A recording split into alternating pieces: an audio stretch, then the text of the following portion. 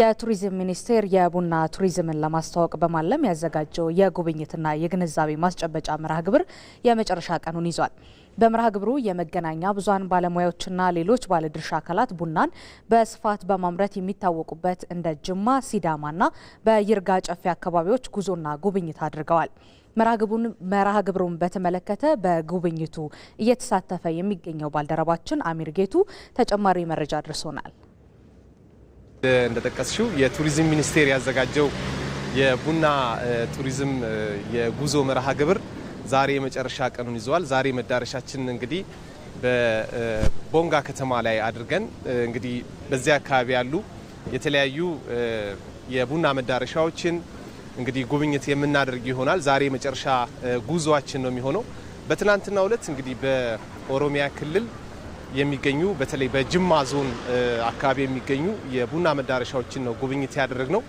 የጅማ እንግዲህ ጅማ ዞን በቡና ነው የምትታወቀው። ጅማና ቡና በጣም ከፍተኛ ትስስር ያላቸው ናቸው። ማህበራዊ ህይወትን በማጠናከር በጣም ብዙ ታሪካዊ ትስስር ያለው እንደሆነ ይታወቃል። ቡናና በተለይ በጅማ ዞን አካባቢ የሚገኙ አጋሮ ከተማ አካባቢ የጮጬና ሌሎችም አካባቢዎች ላይ እንግዲህ ተገኝተን የቡና አጠቃላይ ሂደቱ ምን ይመስላል፣ ለቱሪዝም መስኩ ደግሞ ምን እያበረከተ ነው፣ ለማዕከላዊ ገበያስ ደግሞ ቡናን በማቅረብ በኩል እየተወጣ ያለው አቅሙስ የአካባቢው ምንድነው፣ ምን ይመስላል የሚለውን ጉብኝት አድርገናል። እንግዲህ በማህበረሰቡም በዛ አካባቢ ያሉ ማህበረሰቦች በጣም ደስ የሚል ቆንጆ አቀባበል ነው ያደረጉልን። መጀመሪያ እንግዲህ በጅማ ዞን በሻሻ ቀበሌ አካባቢ ነበር የተገኘ ነው። በዛ ደማቅ አቀባበል ተደርጎልናል። የአካባቢው ነዋሪዎች የዞኑ ደግሞ ከፍተኛ የስራ ኃላፊዎችም አቀባበል አድርገውልናል። እንግዲህ ቦታው ወደ 75% የሚሆነው አካባቢው በቡና ማሳ የተሸፈነ እንደሆነ ተገልጾልናል። እዛ ወረዳ ላይ እንግዲህ ከ30 ሺህ ቶን በላይ በአመት ለማዕከላዊ ገበያ ቡናን እንደሚያቀርብ ተነግሮልናል እና ሰፊ ሀብት ነው ያለው። ቡናን በደንብ ማስተዋወቅ እንደሚያስፈልግም ተገልጾልናል። እንግዲህ በተለይ በቱሪዝሙ መስክ ጅማን ለማስተዋወቅ ከቡና ጋር በተያያዘ በጣም በርካታ ስራዎች እየተሰሩ እንደሆነም ተነግሮናል። የኦሮሚያ ቱሪዝም ኮሚሽን የቪዚት ኦሮሚያም ቡናን ለማስተዋወቅ እንግዲህ በጣም በርካታ ስራዎች እየሰሩ እንደሆነም የተጠናከረ የተቀናጀ ስራ መስራት እንደሚያስፈልግ ገልጸውልናል። እንግዲህ አካባቢው ደቡብ ምዕራብ ኦሮሚያ ነውና ከደቡብ ምዕራብ ኢትዮጵያ ክልል ጋርም ለማስተሳሰር በጣም ሰፊ ስራዎች እየተሰሩ እንደሆነ ተነግሮናል። በተለይ ቡናን ደግሞ ልክ እንደ ማህበራዊ ትስስር መፍጠሪያ በማድረግ በርካታ ስራዎች እየተሰሩ መሆኑም ተነግሮናል። እንግዲህ በጅማ የነበረን ጉዞ አጠናቀን ደግሞ ዛሬ በደቡብ ምዕራብ ኢትዮጵያ በከፋ ዞን ቦንጋ ከተማ ላይ ተገኝተናል። እዚህ አካባቢ ያሉ ደግሞ የቡና መዳረሻዎችን ቡና ለአካባቢው ማህበረሰብ ምንድነው ትርጉሙ፣ ከታሪካዊ ግንኙነቱ ምን ይመስላል፣ ቡናን ደግሞ ለማስተዋወቅ እዚህ ከፋ ዞን ላይ ምን እየተሰራ ነው በሚለው ዛሬ እንግዲህ ጉብኝት የምናደርግ ይሆናል። አሁን ቦንጋ ከተማ በተወሰነ መልኩ ጭጋጋማ የአየር ሁኔታ ነው ያለው። እዚህ አርፈን አሁን የተወሰነ ቆይታ አድርገን ወደ ስፍራው የምናቀና ይሆናል። እንግዲህ በከፋ ቦንጋ አካባቢ ያለውን ደግሞ አጠቃላይ የቡና ጉብኝታችንን የምናደርግ ይሆናል። ዛሬ የመጨረሻ ቀናችን ነው። በቀጣይ ደግሞ ምን ይጠበቃል የሚለውን መረጃ ኋላ ላይ የማድረስ ይሆናል።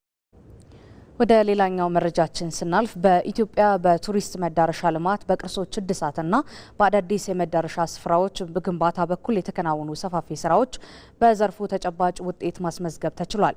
በ2017 ዓ.ም ከዘርፉ ከ4 ቢሊዮን ዶላር በላይ ገቢ ሲገኝ ቱሪዝም ለሀገሪቱ ጥቅል ሀገራዊ ምርት ያለው ድርሻም 2.7 በመቶ ደርሷል። በዚህ ዙሪያ ኤዶሚያስ ንጉሴ ያዘጋጀው ጥንቅር አለ። አብረን እንከታተል። ኢትዮጵያ በማክሮ ኢኮኖሚ ማሻሻያ ትኩረት ከሰጠቻቸው 5 የኢኮኖሚ ምሰሶዎች መካከል የቱሪዝም ዘርፉ ይገኝበታል። በቱሪዝም መዳረሻ ልማት፣ በመሰረተ ልማትና በአዳዲስ የመዳረሻ ስፍራዎች ግንባታ በኩል የተከናወኑ ሰፋፊ ስራዎችም በዘርፉ ተጨባጭ ለውጥ ማስመዝገብ ጀምረዋል። ለአብነት ያሳለፍነው 2017 ዓ.ም በሀገር ደረጃ ከፍተኛ ቁጥር ያለው ጎብኚ የተስተናገደበትና ከ4 ቢሊዮን ዶላር በላይ ገቢ የተገኘበት ነበር። በአዲስ አበባ ደረጃም በአመቱ ከዘርፉ ከ140 ቢሊዮን ብር በላይ ወደ ኢኮኖሚው ገብቷል። ወደ 4.8 ቢሊዮን ዩኤስዲ አካባቢ ባለፈው አመት ገቢ ተደርጓል። ይሄ ሲባል የቱሪዝም ገቢ ትንሽ ለየት ያለ ባህሪ ያለው ወደ ኢኮኖሚው የገባው ማለት ቱሪስቱ ለምሳሌ አንድ ጎብኚ ሲመጣ ለአየር መንገድ ይከፍላል፣ ለኤርትራ ኢንተርናሽናል ኤር ትራንስፖርት ለአስጎብኚ ድርጅቶች ፓኬጅ ሲገዛ ለአስጎብኚ ድርጅቶች ይከፍላል። በራሱ የሚመጣ ከሆነ ለሆቴል ይከፍላል፣ ለመስህብ ስፍራዎች የመሳሰሉ። የቱሪዝም ገቢ ስንል እንዲሁ በአንድ የሆነ ቋት ውስጥ የሚሰበሰብ ገቢ ማለት አይደለም። እያንዳንዱ ዶላር ቱሪስቱ ስፔንድ የሚያደርገው ዶላር በአጠቃላይ ኢኮኖሚ ነው ሰርኩሌት የሚያደርገው። ወደ 1.1 ሚሊዮን የሚደርስ የውጭ ሀገር ቱሪስት መዲናችንን መጎብኘት ችሏል። ይሄ በጣም ትልቅ ቁጥር ነው። በዛው ልክ ደግሞ የሀገር ውስጥ ቱሪዝም መነቃቃትም ከፍተኛ ነበር ብሎ መውሰድ ይቻላል። ባለፈው 2017 ዓመት ወደ 9.3 ሚሊዮን የሚደርስ የሀገር ውስጥ ቱሪስት መዲናችንን ጎብኝቷል። ከዚህ አንጻር ባለፈው ዓመት ወደ 143 ቢሊዮን የሚደርስ ገንዘብ ወደ ከተማዋ ኢኮኖሚ ፈሰስ ማድረግ ተችሏል። የበርካታ ዓለም አቀፍ ተቋማት መቀመጫ የሆነችው አዲስ አበባም አዳዲስ የቱሪስት መዳረሻ ቦታዎችን እያስተዋወቀች ትገኛለች። የልማት ስራዎቹ የቱሪዝም መዳረሻዎችን የማልማት አጠቃላይ የመዳረሻን ብቻ ሳይሆን ከተማዋን እንደ ከተማ ትልቅ የቱሪዝም መዳረሻ እንድትሆን ያደረጋት ስለሆነ አሁን ላይ ከፍተኛ የሆነ የቱሪዝም ዘርፍ መነቃቃት የቱሪስቶችም ጭምር ደግሞ ቁጥራቸውም ከምንም ጊዜ በላይ እየጨመረ ያለበት ሁኔታ ነው ያለው። አዲስ አበባን ጎብኝ ብለው የሚመጡ ቱሪስቶች እንዲመጡባት የሚያስችል አይነት ብዙ የቱሪስት መዳረሻዎች ተጨምረዋል። የአንድ ሀገርም ለሆቴሎችም በአጠቃላይ ለህብረተሰቡ ከፍተኛ ጥቅም የሚሰጥ ነው። ጦጦ ፓርክ፣ አድዋ ሙዚየም፣ እነዚህ ፓርኮች እያንዳንዳቸው በራሳቸው አንዳንድ ቀን የሚፈልጉ ናቸው። በጣም ሰፍተዋል። በአይነትም በጥራትም በጣም ልቀውና ብዙ እንግዶች ወደ ሀገራችን ሲመጡ ሚራክል ቼንጅ እንደ ሀገር በኢኮኖሚውም በተለይ ደግሞ ለቱሪዝሙ የተሰሩት መዳረሻዎች ኢንፍራስትራክቸሮቹ ለማህበረሰብም ትልቅ የከተማ ግንባታ ነው። ገጽታ ተለውጧል። እንደገና ለቱሪዝሙ ደግሞ ፋሲሊቴት ሆኗል። በአሁኑ ወቅትም ቱሪዝም ለኢትዮጵያ ኢኮኖሚ በተለያዩ መንገዶች የሚያበረክተው አስተዋጽኦ እያደገ ስለመሆኑም ተገልጿል። ቱሪዝም ለጂዲፒው ወደ 3% የሚጠጋ 2.7% ለኢትዮጵያ ጂዲፒ ቀጥተኛ የሆነ አስተዋጽኦ፣ ኢንዳይሬክቱን አይጨምርም፣ ዳይሬክት አስተዋጽኦ አለ። በሌላ አንግል ለፊክስድ ካፒታል ፎርሜሽን ለኢንቨስትመንት ወደ 5% አካባቢ አስተዋጽኦ ያደርጋል። 5% ለአጠቃላይ በአገሪቱ ላሉ ኢንቨስትመንት ቀጥተኛ ነው። ሶስተኛ ኢምፕሎይመንት ነው። ለስራ ፈጠራ ወደ 2.2 ሚሊዮን አካባቢ ሰዎች በዘርፉ ተሰማርተዋል። ይሄ ደግሞ ማለት ወደ 4% አካባቢ ከ4% በላይ የቱሪዝም ለአጠቃላይ ኢምፕሎይመንት አስተዋጽኦ አለው ማለት ነው። በ2017 ዓ.ም ከ150 በላይ ዓለም አቀፍ ጉባኤዎችን ማስተናገድ የቻለችው አዲስ አበባም ከቱሪዝም ዘርፍ የምታገኘው ተጠቃሚነትም በዛው መጠን እያደገ ይገኛል። ከዚህ በፊት ታይቶ በማይታወቅ ደረጃ መዲናችን ላይ ከ150 በላይ ዓለም አቀፍ ኩነት አዲስ አበባ ላይ ማድረግ ተችሏል። ይሄ በጣም ትልቅ ቁጥር ነው። በተሳታፊም ጭምር በርካታ ተሳታፊ የነበራቸው ትልልቅ ኩነቶች ስናደርግ ቆይተናል።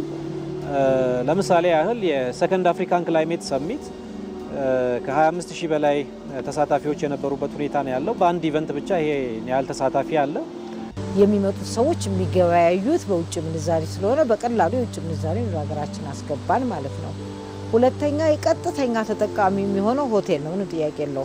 ግን የሆቴል ዘርፍ ደግሞ በጣም ሰፊ ነው። ትስስሩ ከእቃ አቅርቦት ጀምሮ ከአገልግሎት አሰጣጡ ትስስሩ በጣም ሰፊ ስለሆነ የኢኮኖሚ ጠቀሜታው እስከ ታች ነው የሚወርደው። ምናልባት እስከ ጫማ ጠራጊው ድረስ አንድ ቱሪስት በመጣ ጊዜ በኪሱ ይዞት የመጣው ገንዘብ እስከነሱ ድረስ ነው የሚደርሰውና ሆቴሎች ልክ ነው ቀጥተኛ ተጠቃሚዎች ናቸው። ቱሪዝም ሚኒስቴርና የአዲስ አበባ ቱሪዝም ኮሚሽን ቪዚት ኢትዮጵያና ቪዚት አዲስ አበባ የሚሉ መተግበሪያዎችን በማበልጸግ የቱሪዝም መዳረሻ ቦታዎችን እያስተዋወቁ ይገኛሉ። በ2018 የመጀመሪያው ሩብ ዓመትም እንደ ሀገር ከ366615 የውጭ ሀገር ጎብኚዎች ከ1.4 ቢሊዮን ዶላር በላይ ተገኝቷል። ተመልካቾቻችን አሁን ደግሞ ወደ ውጭ ምንዛሬና ዓለም አቀፍ የግብይት መረጃ ነው የምናልፈው። ዛሬ በኢትዮጵያ ንግድ ባንክ አንድ የአሜሪካ ዶላር በ151 ብር ከ60 ሳንቲም የተገዛ በ154 ብር ከ64 ሳንቲም የተሸጠ ነው። ኦሮሚያ ባንክ በበኩሉ አንዱን የአሜሪካ ዶላር በ152 ብር ከ03 ሳንቲም የገዛ በ155 ብር ከ07 ሳንቲም የሸጠ ነው። እነዚህንና ሌሎች ዓለም አቀፍ የድፍድፍ ነዳጅና ተያያዥ የግብይት መረጃዎች አብረን እንከታተል።